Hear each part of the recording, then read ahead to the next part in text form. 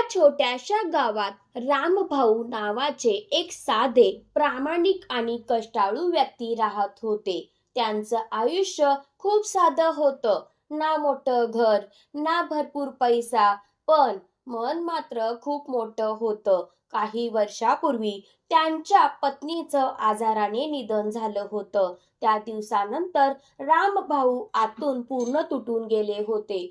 कारण जी व्यक्ती आयुष्यभर प्रत्येक सुखदुःखात सोबत होती, ती अचानक त्यांना कायमची सोडून गेली होती. पण त्यांना रडत बसण्याचा अधिकार नव्हता, कारण त्यांच्या समोर दोन लहान मुलांचे चेहरे होते. मोठा मुलगा निलेश आणि धाकटा अमित. त्या दिवसापासून रामभाऊंनी स्वतःचं दुःख मनात दाबून ठेवलं आणि पूर्ण आयुष्य मुलांसाठी जगायचं ठरवलं. ते पहाटे उठून शेतात जायचे, दिवसभर उन्हात घाम गाळायचे. कधी स्वतःच्या शेतात काम, तर कधी दुसऱ्यांच्या शेतात मजुरी.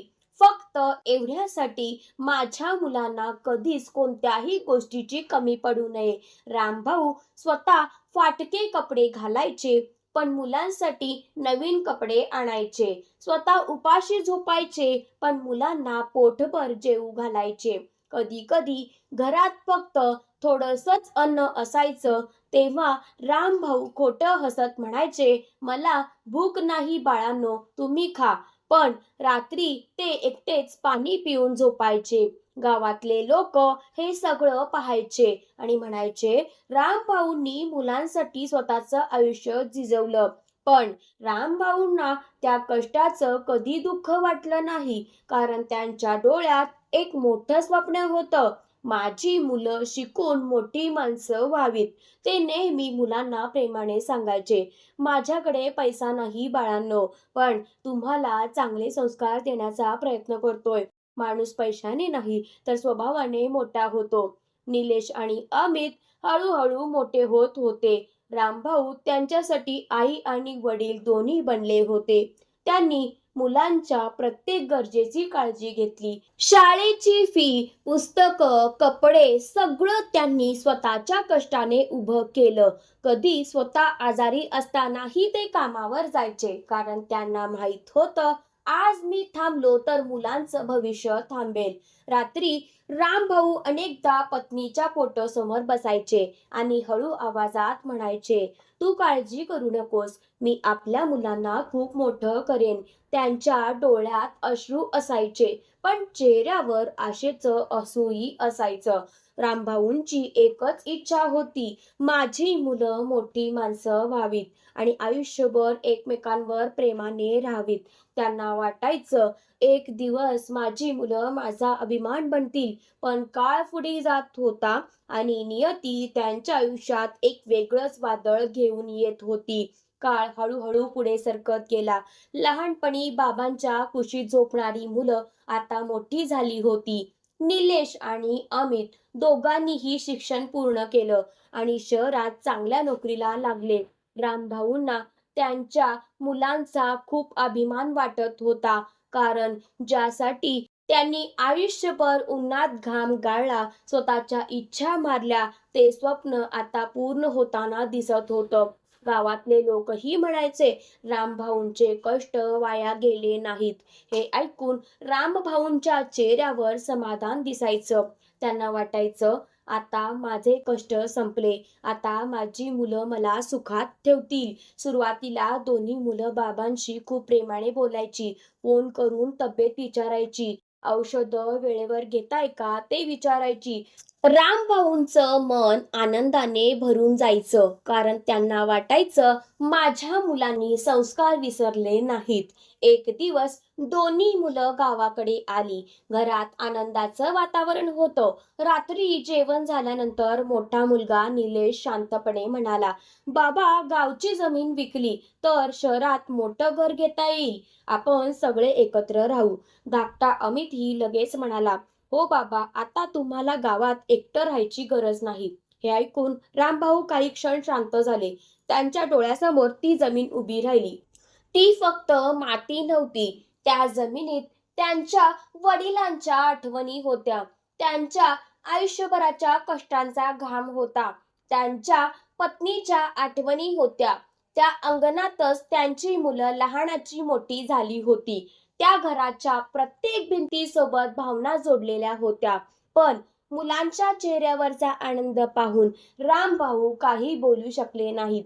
कारण एका बापासाठी स्वतःच्या भावनांपेक्षा मुलाचं सुख मोठं असतं. ते हलकसं हसले आणि म्हणाले, मुलं सुखी राहणार असतील तर माझ्यासाठी तेच मोठं आहे. काही दिवसात गावची जमीन विकली गेली. रामभाऊंचं जुनं घरही विकलं गेलं आणि आयुष्यभराची कमाई दोन्ही मुलांच्या नावावर करण्यात आली. गाव सोडताना रामभाऊ शेवटचं एकदा घराकडे पाहत उभे होते. त्यांच्या डोळ्यात पाणी होतं, पण ओठावर हसू होतं, कारण त्यांना वाटत होतं, मी माझ्या मुलांचं भविष्य सुरक्षित केलं. शहरात नवीन मोठं घर घेतलं गेलं. सगळे एकत्र राहायला लागले. सुरुवातीचे काही दिवस खूप आनंदात गेले. रामभाऊंना वाटलं आता उरलेलं आयुष्य शांततेत जाईल. पण त्यांना माहित नव्हतं की ज्या विश्वासाने त्यांनी सगळं मुलांच्या नावावर केलं, तोच विश्वास एक दिवस त्यांच्या आयुष्यातली सर्वात मोठी वेदना बनणार होता. काही महिन्यांनी हळूहळू घराचं वातावरण बदलायला लागलं. सुरुवातीला सगळं खूप छान वाटत होतं. मुलं प्रेमाने बोलायची, एकत्र बसून जेवायची. पण काळ जसा जसा पुढे गेला तसं तसं नात्यांमधलं प्रेम कमी होत गेलं. निलेश आणि अमित आता सतत पैशांच्या आणि खर्चाच्या गोष्टी करू लागले. घरात प्रेमापेक्षा पैशांना जास्त महत्त्व मिळू लागलं. सुनांनाही रामभाऊंचं घरात राहणं ओझ्यासारखं वाटू लागलं. रामभाऊ काही बोलायला गेले की त्यांना लगेच शांत बसवलं जायचं. कधी ते जुन्या आठवणी सांगायला लागले तर मुलं मोबाईलमध्ये व्यस्त असायची. कोणी त्यांचं बोलणं मनापासून ऐकत नव्हतं. रामभाऊ दिवसेंदिवस आतून एकटे पडत होते. एक दिवस त्यांनी फक्त एवढीशी इच्छा व्यक्त केली, बाळांनो, आज आपण सगळे एकत्र जेवूया का? त्यांच्या आवाजात प्रेम होतं.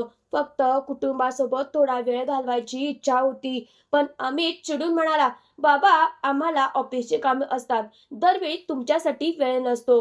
ते शब्द ऐकताच रामभाऊ शांत झाले. त्यांच्या चेहऱ्यावरचं हसू हळूहळू हरवलं.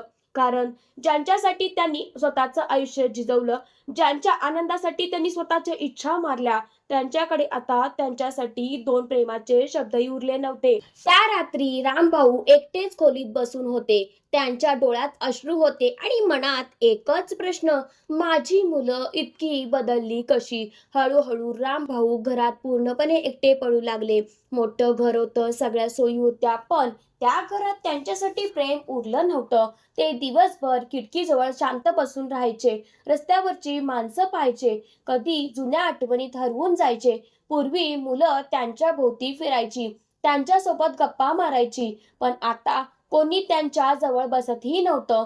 मुलं स्वतःच्या कामात व्यस्त होती आणि सुनांना त्यांची उपस्थितीही त्रासदायक वाटू लागली होती. एक दिवस रामभाऊंची तब्येत अचानक बिघडली. त्यांना जोराचा ताप आला होता. शरीर थरथरत होतं. ते हळूहळू उठले आणि थरथरत्या आवाजात पाणी मागायला गेले. पण सून रागाने म्हणाली, आम्ही नोकर नाही आहोत. ते शब्द ऐकताच रामभाऊ जागेवरच थांबले. त्यांच्या हातातील ग्लास हलत होता आणि डोळ्यात अश्रू जमा झाले. कारण ज्यांनी आयुष्यभर सगळ्यांची सेवा केली, आज त्यांच्यासाठी एक ग्लास पाण्याचीही किंमत उरली नव्हती. त्या क्षणी रामभाऊंना पहिल्यांदाच जाणवलं, माझी गरज आता फक्त पैशांपुरती होती. त्यांनी शांतपणे मागे वळून आपल्या खोलीत पाऊल टाकलं. त्या रात्री ते एकटेच अंधारात बसून रडत होते. समोर पत्नीचा जुना फोटो ठेवलेला होता. त्यांनी थरथरत्या हाताने तो फोटो उचलला आणि डोळ्यात पाणी आणून म्हणाले, आपली मुलं इतकी बदलतील असं वाटलं नव्हतं. त्या क्षणी एका बापाचं मन पूर्णपणे तुटलं होतं. एक दिवस घरात अचानक मोठा आवाज सुरू झाला. निलेश आणि अमित पैशांवरून एकमेकांशी भांडू लागले. दोघांचे आवाज वाढत होते. एकमेकांवर आरोप सुरू होते. घरात सतत तणावाचं वातावरण निर्माण झालं होतं. रामभाऊ शांतपणे एका कोपऱ्यात बसून हे सगळं पाहत होते. ज्या घरात त्यांनी आयुष्यभर प्रेम आणि एकता पाहायचं स्वप्न पाहिलं होतं, आज त्याच घरात पैशांसाठी नाती तुटत होती. काही वेळानंतर मुलांनी एकमेकांवरचा राग रामभाऊंवर काढायला सुरुवात केली. निलेश रागाने म्हणाला, तुम्हीच आम्हाला चुकीचं शिकवलं. अमितही संतापात म्हणाला, तुमच्यामुळे घरात शांतता नाही. हे शब्द ऐकताच रामभाऊ आतून पूर्णपणे तुटले, कारण ज्यांच्यासाठी त्यांनी स्वतःचं संपूर्ण आयुष्य झिजवलं, ज्यांच्या आनंदासाठी स्वतःची स्वप्न मारली, आज तीच मुलं त्यांना ओझं समजू लागली होती. रामभाऊंच्या डोळ्यात अश्रू होते, पण त्यांच्याकडे बोलण्यासाठी शब्द उरले नव्हते. त्यांना फक्त एवढंच जाणवत होतं, मी कुठे कमी पडलो. काही दिवसांनी घरातील वातावरण आणखी खराब झालं. एक दिवस निलेशने स्पष्ट शब्दात सांगितलं, बाबा, तुम्ही वृद्धाश्रमात राहिलात तर बरं होईल. हे शब्द ऐकताच रामभाऊंच्या पायाखालची जमीन सरकली. त्यांना स्वतःच्या कानांवर विश्वास बसत नव्हता, कारण ज्या मुलांना चालायला शिकवलं, ज्यांच्यासाठी आयुष्यभर कष्ट केले, आज त्यांनाच आपल्या बापासाठी घरात जागा उरली नव्हती. दुसऱ्या दिवशी रामभाऊ शांतपणे घराबाहेर पडले. ना कोणावर राग, ना कोणती तक्रार. त्यांच्या हातात फक्त एक छोटीशी पिशवी होती आणि डोळ्यात आयुष्यभराचं दुःख. ज्या घरासाठी त्यांनी स्वतःचं पूर्ण आयुष्य झिजवलं, आज त्याच घरातून ते परक्यासारखे बाहेर पडत होते. रस्त्यावर चालताना त्यांच्या डोळ्यासमोर मुलांचं लहानपण फिरत होतं. त्यांना आठवत होतं मुलांसाठी केलेले कष्ट, उपाशी राहून भरवलेले घास, उन्हात घाम गाळून पूर्ण केलेली स्वप्न. पण आज त्या सगळ्या त्यागाची किंमत संपली होती. काही वेळाने रामभाऊ गावातील मंदिराजवळ जाऊन शांत बसले. त्यांच्या डोळ्यातून अश्रू सतत वाहत होते. तेवढ्यात गावातील एक जुना मित्र त्यांना भेटला. त्याने काळजीने विचारले, रामभाऊ, काय झालं? हे ऐकताच रामभाऊंचा बांध फुटला. ते रडत म्हणाले, मुलांच्या सुखासाठी सगळं दिलं, पण शेवटी माझ्यासाठी त्यांच्या मनात जागाच उरली नाही. हे शब्द ऐकून त्यांच्या मित्राच्याही डोळ्यात पाणी आलं, कारण एका बापाचं तुटलेलं मन त्या शब्दात स्पष्ट दिसत होतं. कधी कधी आई वडील मुलांच्या आनंदासाठी स्वतःचं पूर्ण आयुष्य झिजवतात, स्वतःची स्वप्न विसरतात, त्यांच्या प्रत्येक आनंदात स्वतःचं सुख शोधतात. पण जेव्हा मुलं पैशाच्या आणि हव्यासाच्या मागे धावू लागतात, तेव्हा नात्यांची किंमत हळूहळू कमी होऊ लागते आणि एक दिवस आई वडीलच आपल्या मुलांच्या आयुष्यात ओझं बनून जातात. लक्षात ठेवा, आई वडील हे ओझं नसतात, ते आपल्या आयुष्याचा सर्वात मोठा आशीर्वाद असतात. त्यांनी आपल्यासाठी स्वतःचं आयुष्य झिजवलेलं असतं. म्हणून म्हातारपणी त्यांना फक्त प्रेम आणि आपलेपणा द्या.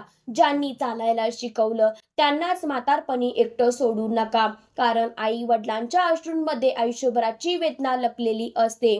जर ही कथा तुमच्या मनाला स्पर्श करून गेली असेल, तर एक गोष्ट नेहमी लक्षात ठेवा, आई वडिलांनी आपल्यासाठी आयुष्यभर कष्ट केलेले असतात, म्हणून त्यांना कधीच एकटं सोडून देऊ नका. ही इमोशनल कथा आवडली असेल तर व्हिडिओला लाईक करा, कमेंटमध्ये लिहा, आई वडील हेच खरं धन आहे. आणि अशाच मनाला भिडणाऱ्या कथा पाहण्यासाठी चॅनलला सबस्क्राईब नक्की करा, कारण कधी कधी एक छोटीशी कथा देखील माणसाला नात्यांची खरी किंमत शिकवून जाते.